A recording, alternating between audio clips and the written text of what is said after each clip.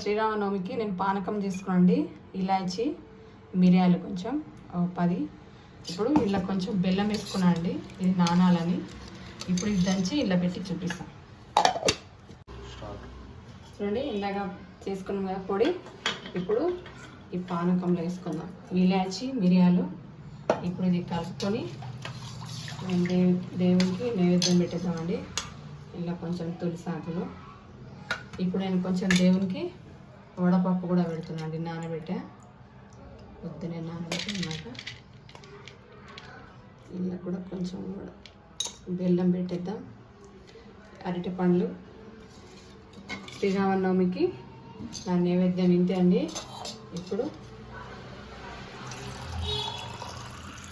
దేవునికి పెడుతున్నాను. ఇదండి శ్రీరామనవమికి